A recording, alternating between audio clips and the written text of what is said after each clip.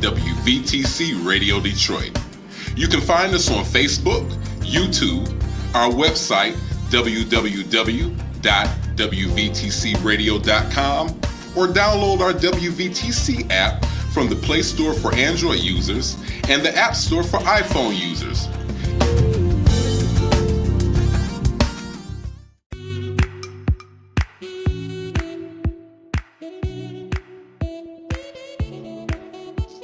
Thank you for tuning to WVTC Radio Detroit and the Community Bell Show with your host, former Wayne County Commissioner, Edna Bell. Stay tuned for insightful information Detroiters will find valuable. Text a friend and tell them to watch with you for news you can use. And now, your host, Edna Bell.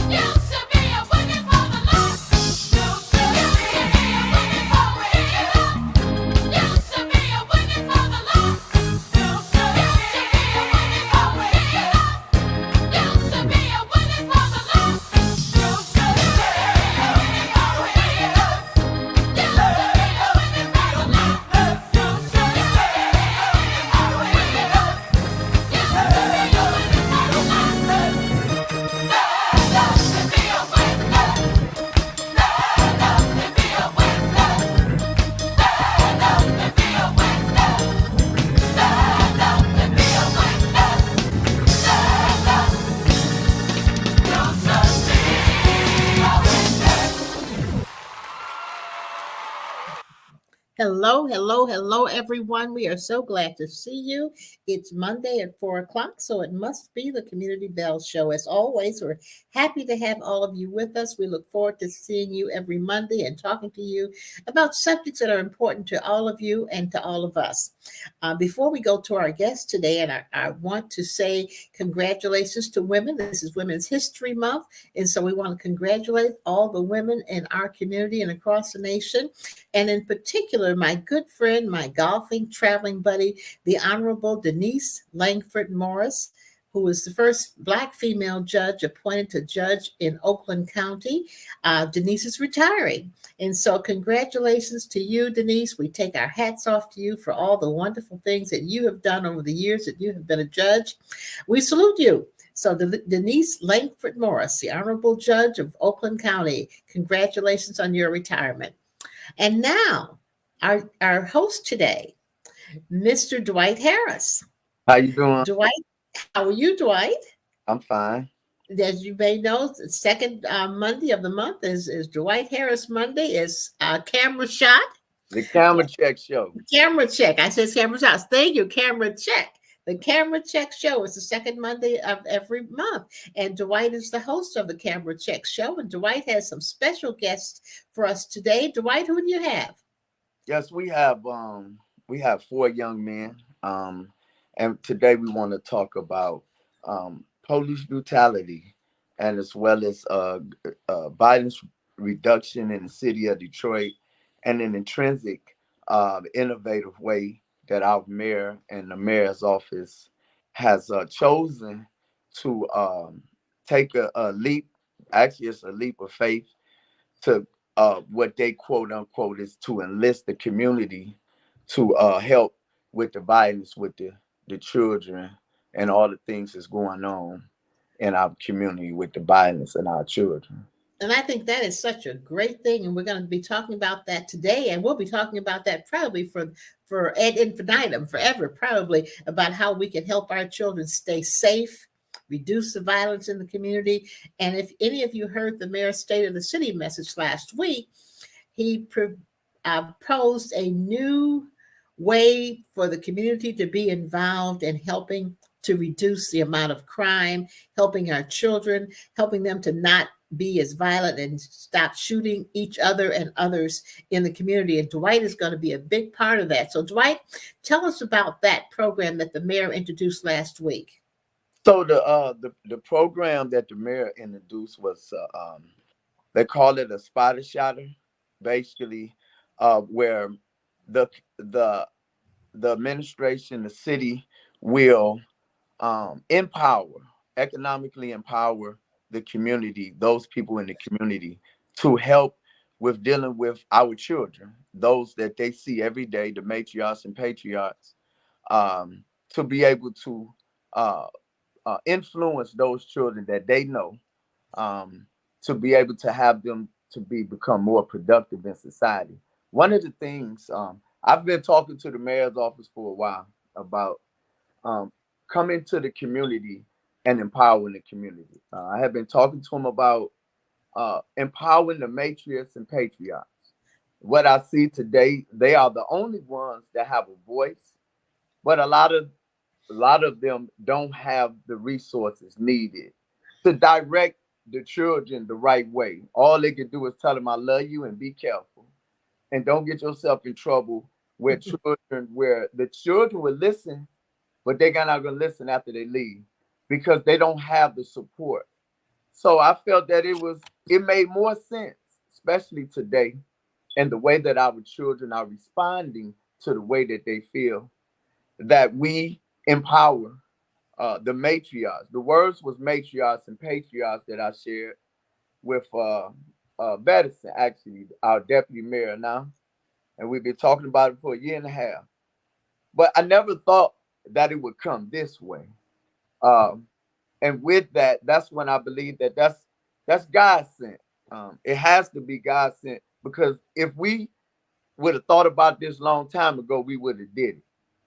Mm-hmm. And so to be able to have finances, economical power in our community, where we can really empower people that sit right at the side of the houses that the children live in, that's powerful. That's impactful for a community, and for Detroit to be the only city that have ever happened to in history.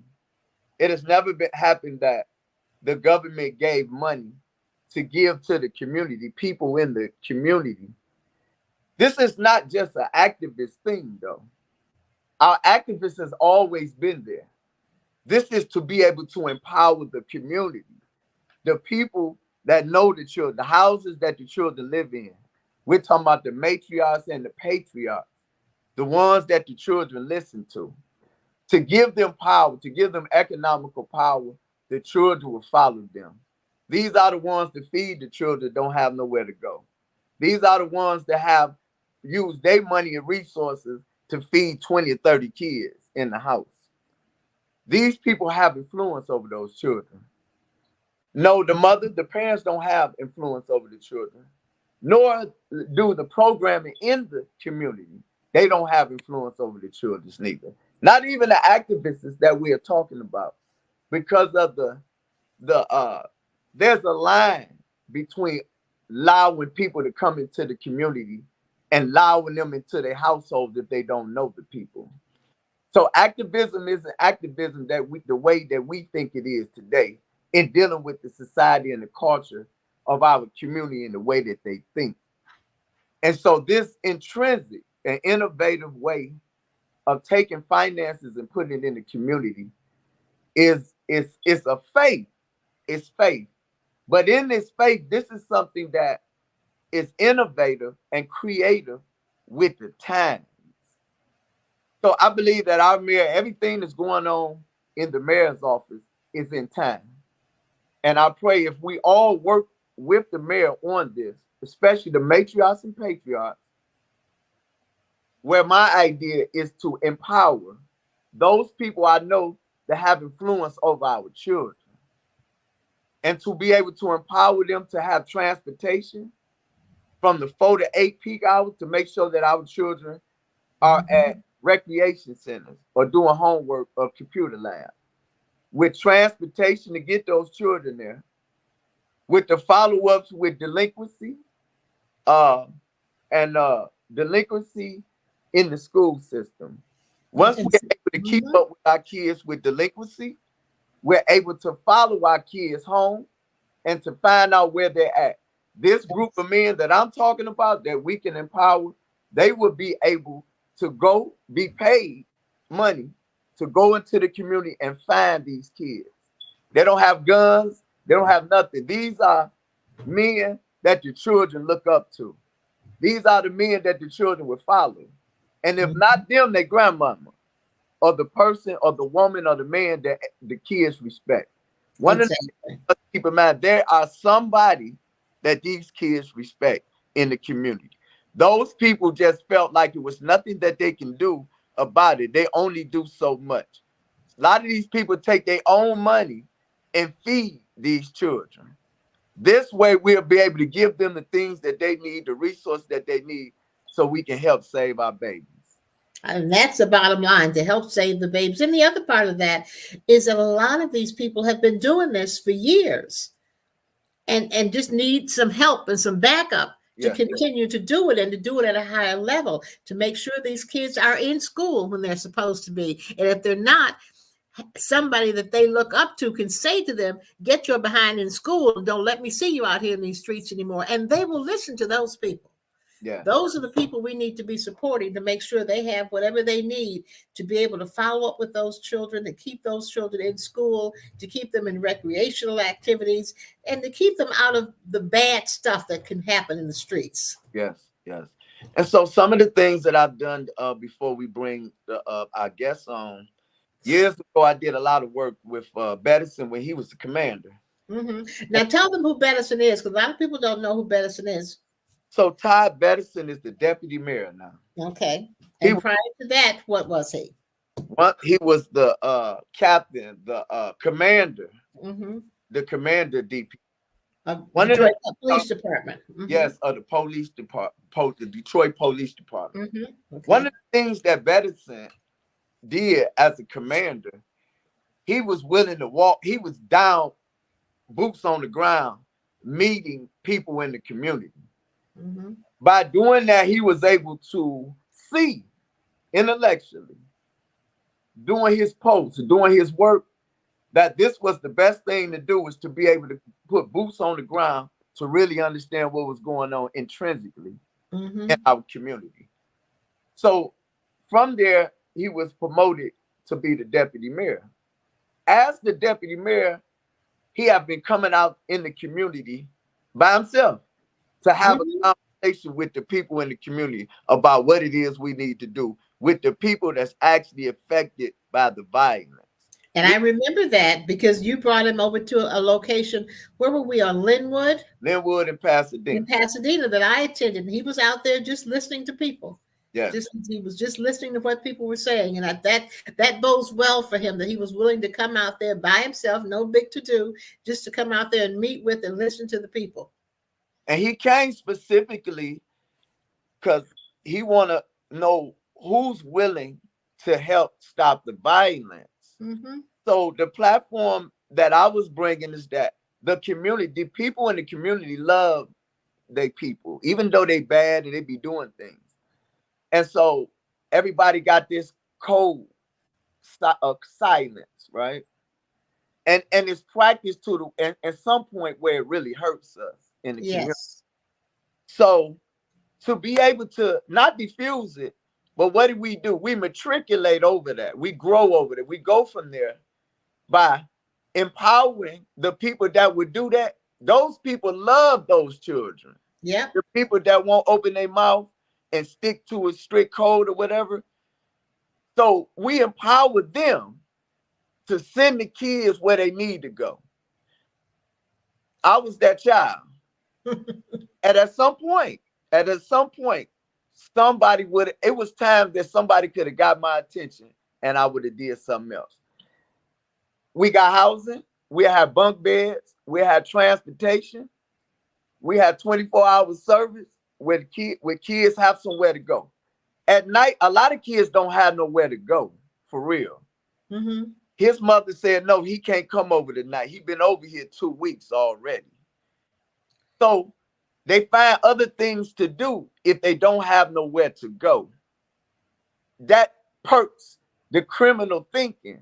The criminal error comes along with not having nowhere to live, not having no clothes to wear, and not having nothing to eat. There's no way. And not having somebody who cares about you. Not having somebody to care. Mm-hmm. Exactly. Yes. Exactly. So I want to bring, I got a good diverse group to have, and we want to talk about police brutality. We're not going to beat the police up about brutality. I can stand on that. I can take the beatings too, whatever. But we're not going to beat the police up now. We're not going to beat up on the police. Okay. The Camera Check show is about objective reality and facts. Okay.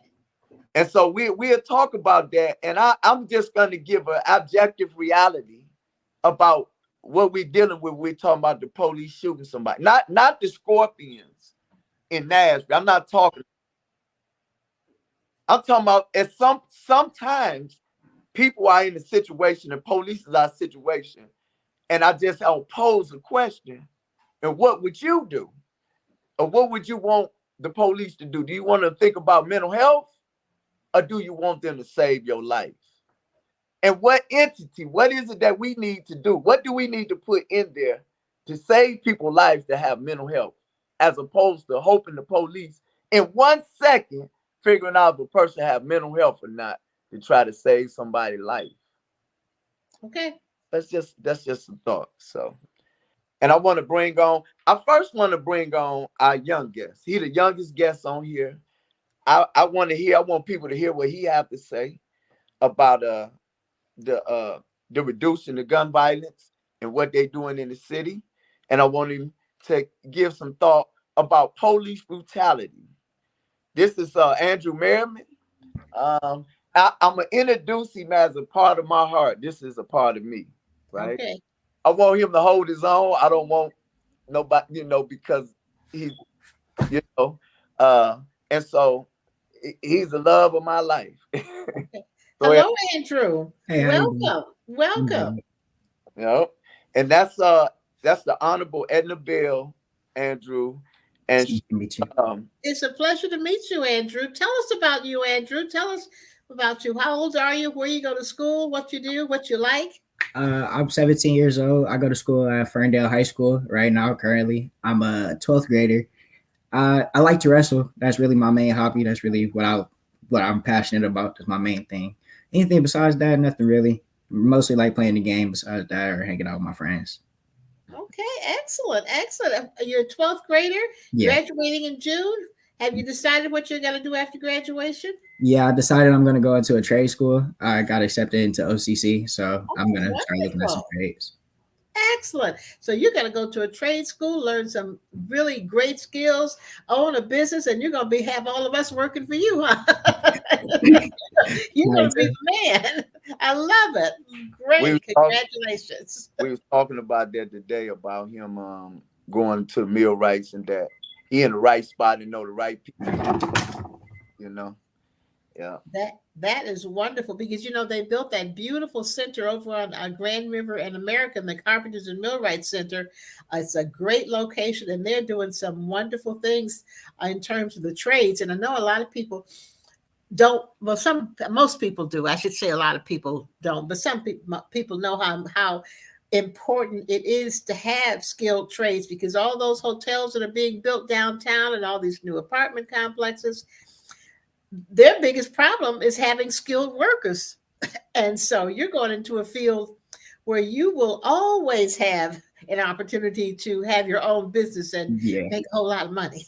And that's going to be a great thing. And you'll be able to employ others is the other good part about that. definitely. So talk to us about the questions that Dwight asked.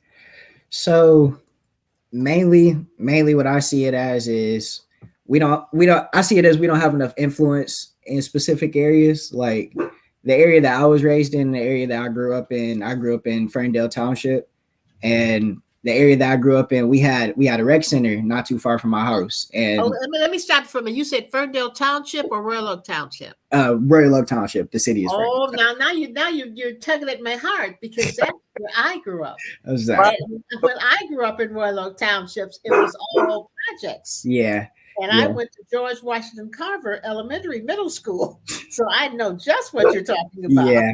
So back when I was like still in middle school area, we had like this program at the rec center where it was like a summertime program. They had designated people who would walk to designated areas. They would wait for the kids to meet up all together, and we would all travel all together as a group, so that way nobody got lost or misplaced anywhere, something happened or anything like that.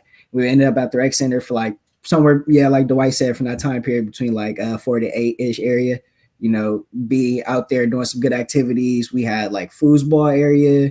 I know they had a pool too. They had a lot of basketball. It was just really involved in the community and everything like that. But over a time period, I noticed that it had closed down and everything, and they had stopped doing the summer program entirely. So that was one of the things. I know police brutality was also a big part of it as well, because we us as young Black men, we've been experiencing, even just me and my friends ourselves, we've been experiencing a couple of run-ins here and there with the police, and stuff like that. Would be really uncomfortable knowing what type of people I am, knowing what type of person I am, and what type of people the police are portrayed to be, or that they are seen to be. It's really a little nerve shaking there in that area.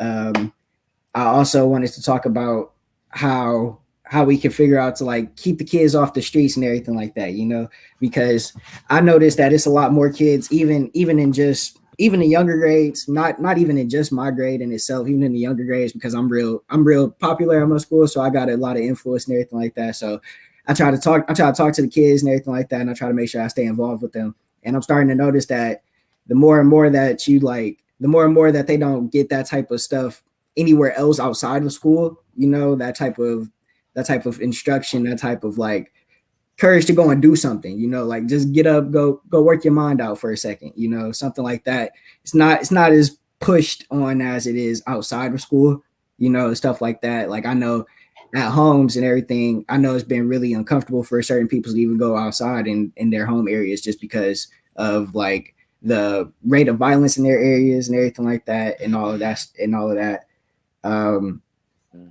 The young kids for real are portrayed in what they're seeing. They have influencers that are showing them that it's okay for you to go out and do all these bad things and push yourself to be the worst possible person and everything like that. And I just feel as though that's not fair to the kids. It's not fair to the people who are younger than me, because I see some not gonna say that I like all my teachers, but I definitely like my teachers. You know, they bring good instruction, they bring good correction and everything into the class. They're always there when we need them. You know, and I feel like the young kids, they're not really too involved with any of the schooling programs or anything like that, like rec centers, like Dwight said, or anything just outside of school, because like it's really the only place where you could go to get that type of instruction. Um, So what about like, so what do you think about a program where they actually give some money to the patriots and the activists in the community to pay them because they have more hands-on experience with the people in the community? I definitely support that 100% because I know of a couple of people that I could just name off bat in the Ferndale area that would be perfect for that type of position because they're just well into the community and well diverse and everything like that. I know that our leader in that area, Miss Donna of Squalls, she's actually really diverse in that area. I know a lot of people are really cooperative with her. We got Mr. Rick, who used to run the rec center with us. He was also one of my best friends' dad. You know, practically grew up with together. You know, I know him from a really young age and everything. He even knows my mother. So I could just name a couple people off bat like that. It would be really beneficial. I can definitely see something profiting from that and just the kids in general. Okay. And so I want to bring on the next I want to bring on Michael Vine. I want to bring him on, and then we'll go from there. We kind of talk about the police brutality and the shot spotter in the community and how to apply that, and then we'll have a whole conversation, probably the last 10 minutes or so. Hey, how you doing, brother? So I want to introduce him. This is a special guy to me too, right?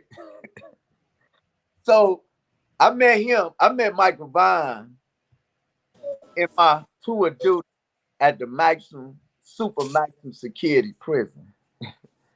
When I was I was 22 years old in the super maximum security. I met him. Matter of fact, I met him when I was uh yeah 21 years old in the super maximum security. I never seen him before because you have to talk behind the door.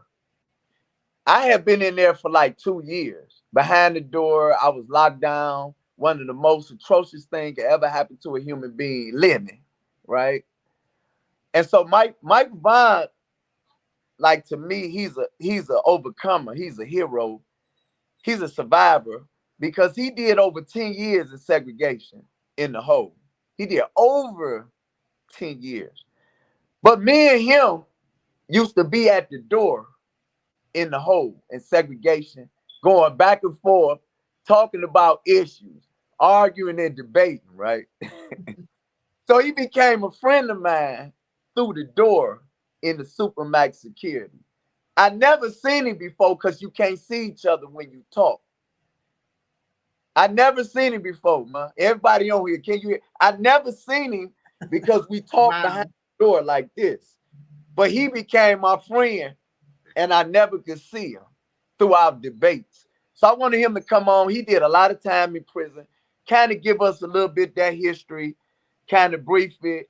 We're talking about brutality, and we're talking about that shotter spotter, bringing money to the community and listen to the community and what you think about it. And he's from Flint, and they have some of the same issues up there as well. Welcome, brother Michael Vine. Hello, Mr. How you doing? Vine. How y'all doing? How y'all doing? Wonderful. Welcome to the Community Bell Camera Check Show with Dwight Harris. We're so glad you took the time to be with us today. Thank you so much.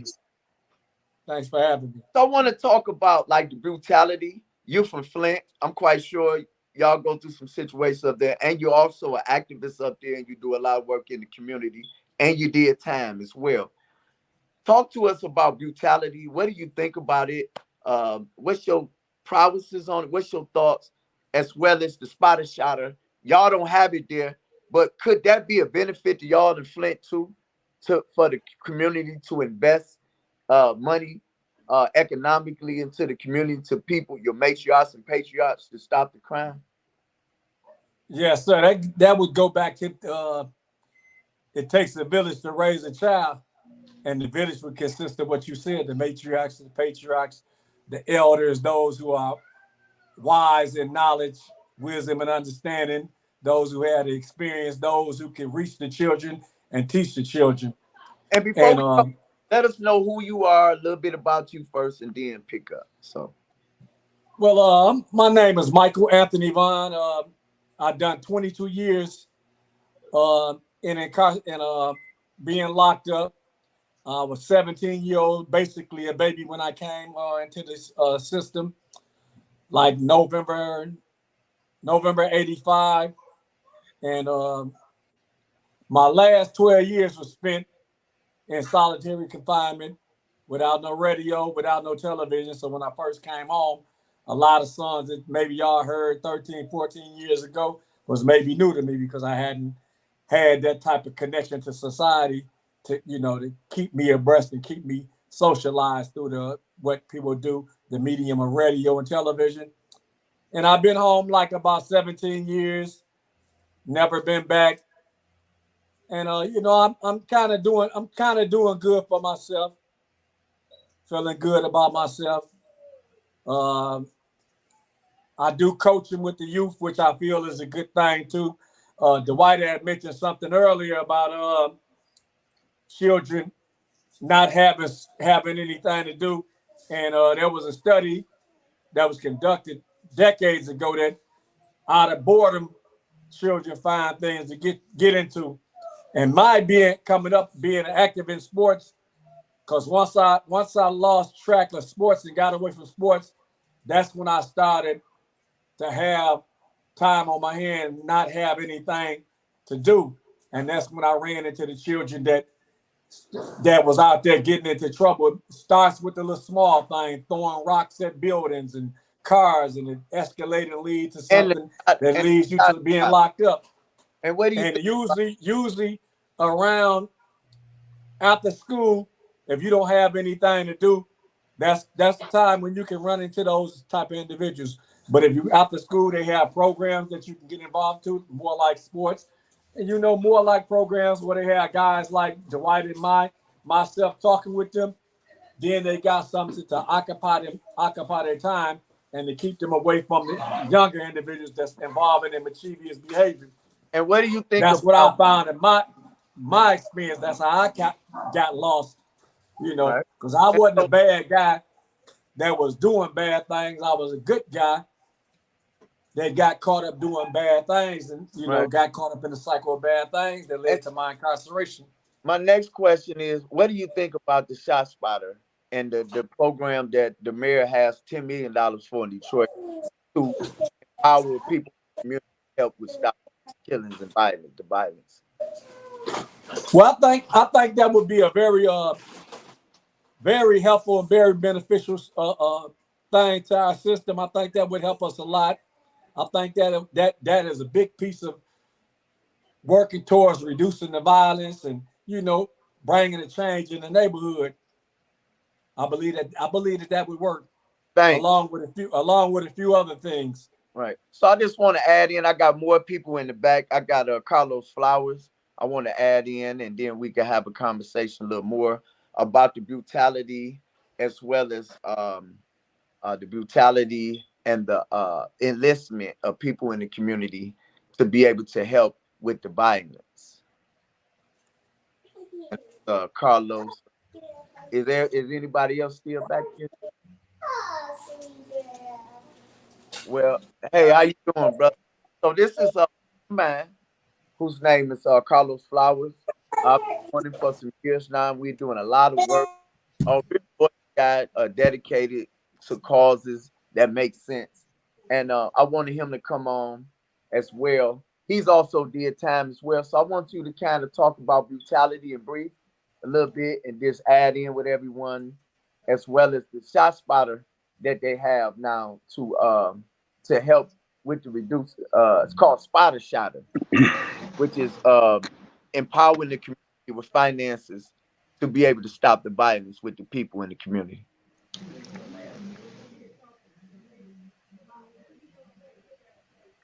Okay, hello. How you guys doing today?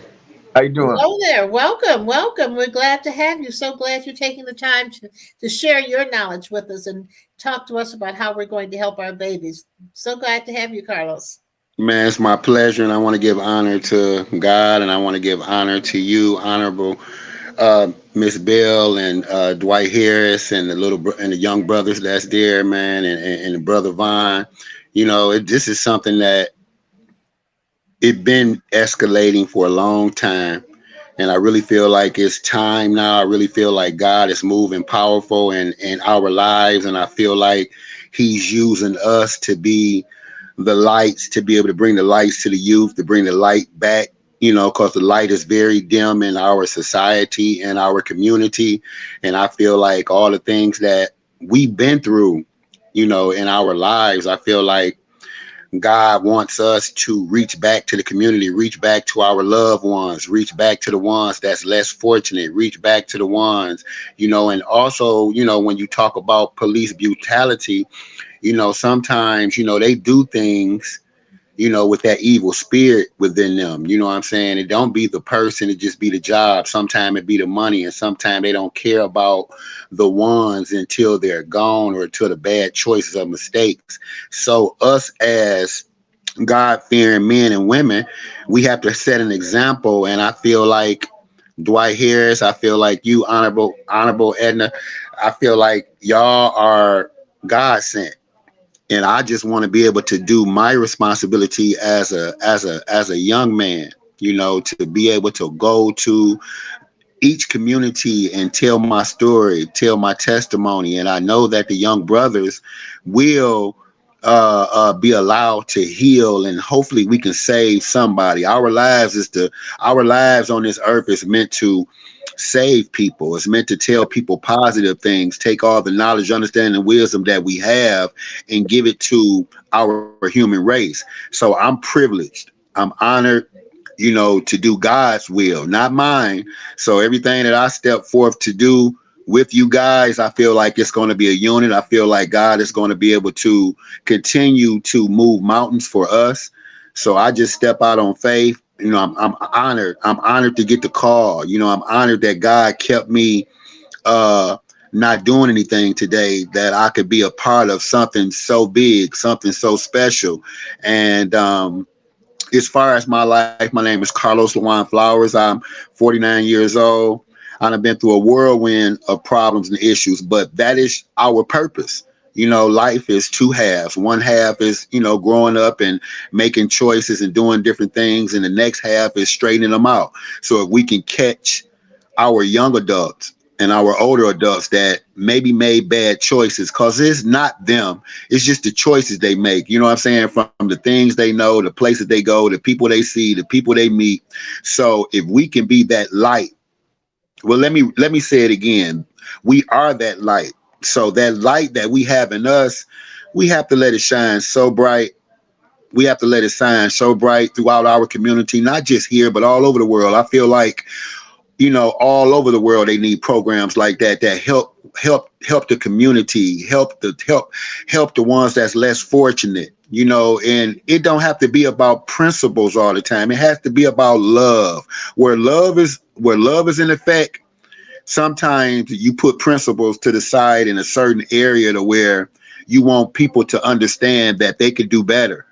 Right. They don't have to make those choices, So, so so yeah, thanks. So I, not to cut you off. So we don't have a lot of time. So one of the things, and I appreciate everybody's response on the brutality and I don't like the word enlist the community, but we are empowering the community with finances to help. And coming from the mayor's office, I believe it's a good thing. One of the things I wanted to talk about in terms of police brutality, that um, we need assessment tools. We need assessment tools when it comes to our officers, meaning that coming into the police department, like we don't know what was on their mind, what's the reason why they want to be police or anything. You never know. They might have some sinister thought or ideology about what it is why they want to be a police. They might have been messed over. They might have been bullied when they were children and they wanted to be an officer. As soon as they get an opportunity, that it is, they hurt somebody. Or with the assessment, you're able to see and to assess what issues they may have had before they came on the police department. Like, you never know what they've been through unless you assess. For instance, to work for the CIA or the FBI, they do this real extensive assessment test to find out if this a person that we want fit the model to work for the CIA or the FBI. Why wouldn't we use that for our community when we want our community to be just as safe as the world or the country? So when it comes to people, I just believe that we have to have more value on people when it comes to legislating and making laws. What affects people as opposed to what affects a thing, where people has way more value than a thing. And so in that, I believe, so when officers look at people, they look at them as things. You never know what they've been through, whether they've been bullied before or whatever. Not only that, the other thing is, as an officer, if you're working and you have an issue or you had a traumatic experience, somebody chased you, gouged your eyes out, or you were chasing somebody, you got hurt, you got shot at, the police should not be made to come back to work on the force. He need to go get debriefed. He need therapy first. He need to be off for about a week or so. That and with pay though. People don't go off, they don't take off because they need to get paid to take care of their home. Well, there should be money there for people that experience that type of trauma. And they should take off so they can de-escalate and get their head together. If not, that officer come back the next day and he have an attitude and he go out to work and somebody does something to him, and there it is. So to be able to note that, to note these incidents and to have an entity in the middle there that deal with our officers that experience traumatic experiences on a daily basis, and to have that initial assessment that goes deep, just like the FBI or the CIA. When we talk about the shot spotter, I feel that the empowerment of the community, I have been talking to the commander at that time, years ago, about empowering the community, because the violence that we see it is homegrown. This is not a group of a gang of people. Yeah, we have gang problems, but we have kids just growing into this on a daily basis. Yeah, we already know the issues of not having parenting and know those things. But with this, we're dealing with the people, these kids eat somewhere every day. Somebody feed these children. So my thing was, why don't we empower the people? I'm not talking about activists and people saying that they could go into the community that have no effect at all whatsoever. Don't have no voice for the kids, nobody hear them, know the matriarchs. If you've been gone 20-something years, 30-something years, I'm just saying, you don't know the people. So we need people that can reach the people, that give the money where it needs to be able to empower the community so we can save the community. That makes more sense today, technically, because we're not just dealing with the children changing over the criminal ideologies. We're dealing with the influences, the things that influence our children to change their mind to criminality. I just want to know, anybody can respond on that and what you think. And we got like some minutes left, and just be short with it. Well, my name is Brother Dion Rigonell. I've been hearing everything that everybody said, and what comes to my mind with the police brutality is, I'm gonna say profiling. Profiling is one, and stereotyping. Within our communities, we get, even within in a so-called Black community, the police stereotype us, certain individuals. Okay, they stereotype us and they profile us. So when they approach us, they automatically think that they have to approach us in a violent way because of the way we look. You know what I'm saying? And that's a part of brutality. So when we are stereotyped and profiled, that comes along. That's where you get the brutality from. And I just want to say to everybody that's on this platform, man, I salute everybody on here. And y'all brother that's on here that's doing some great things, man. Keep on doing what you're doing. Stay focused. You know, a lot of our youth are not focused in the communities because they distracted. You know, it's a lot of distraction going on. You know, you got, you know, the weed smokers, even if you don't smoke the weed, but it's still distractions. You got people shooting guns. And I want to say this. Guns don't kill people. You know, people kill people. So when we look at the gun violence, it's not that, you know, you just can't think a gun gonna get up and point itself at somebody and kill somebody, because, you know, our society allows us to bear arms. You know what I'm saying? So when we bear arms, we should be bearing arms for protection for our family, our protection from anybody else that's want to intrude on our property.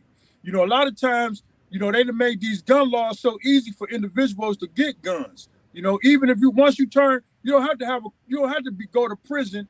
You can have a clean record, but you can have a mental issue.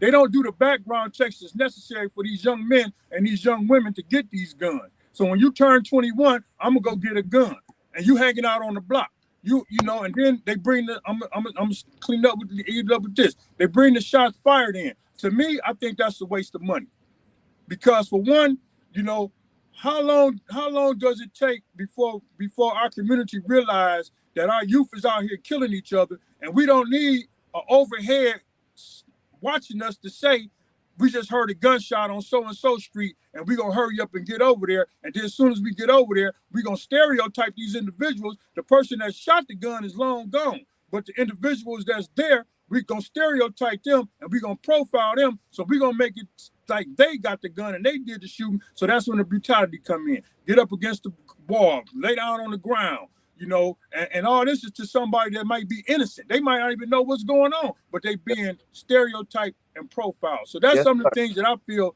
that we have to look into our departments, as well as letting these gun laws pass to where, you know, people are able to get guns, you know. So, and, you know, I know we don't got that much time, but this conversation is a great conversation, and it's something that we need to revisit, you know, because, you know, our youth are killing each other at an enormous rate.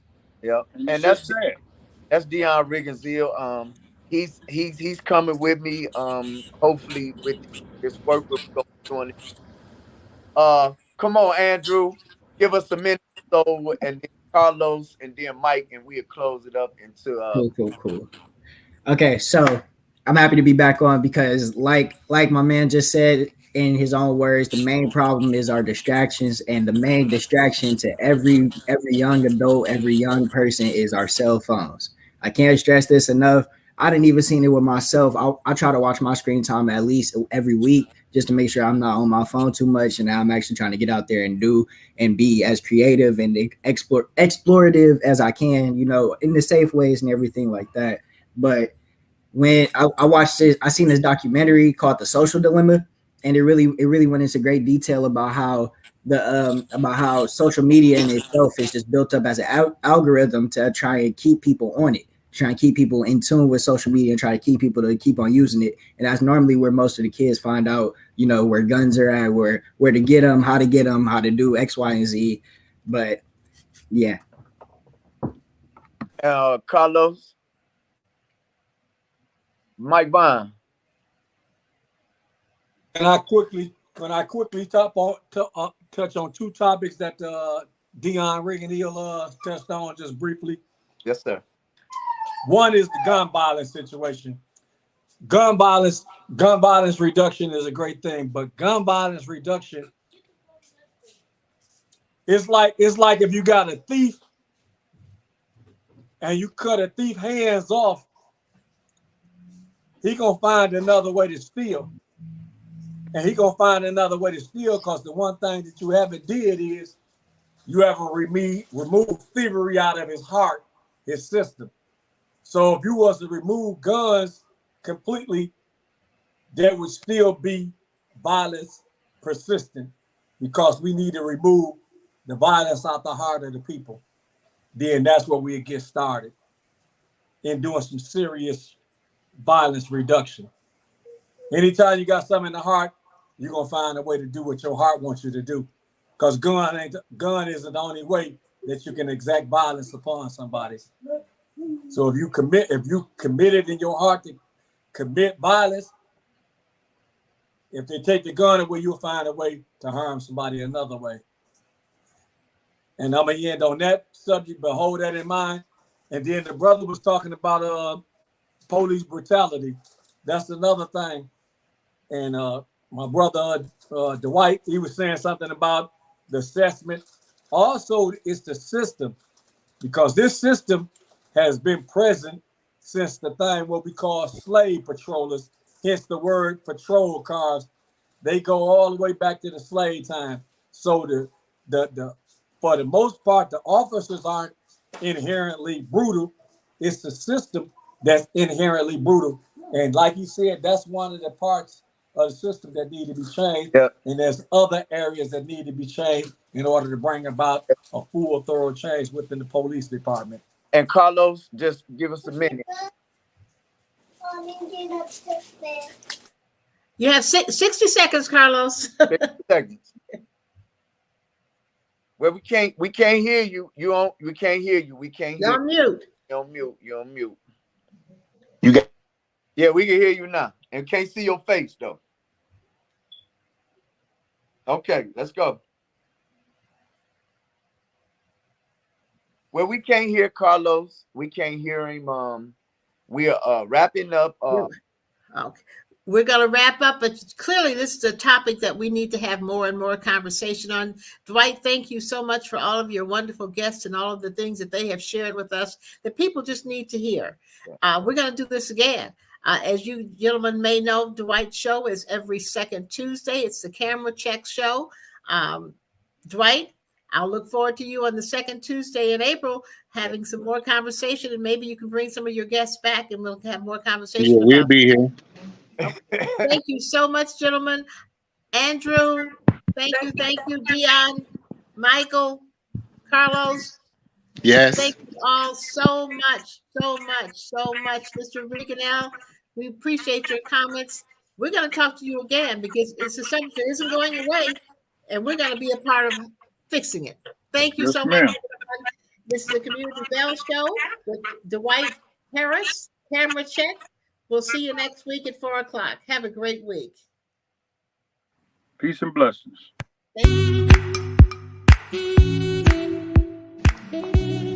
Thank you for listening to Community Bell with your host, former Wayne County Commissioner Edna Bell.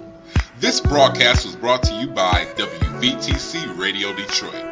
You can find us on Facebook, YouTube, our website, www.wvtcradio.com, or download our WVTC app from the Play Store for Android users and the App Store for iPhone users. If you've enjoyed this broadcast, tell a friend to tune in. We'll see you next Monday at 4 p.m. Eastern to the Community Bell Show, right here on WVTC Radio Detroit.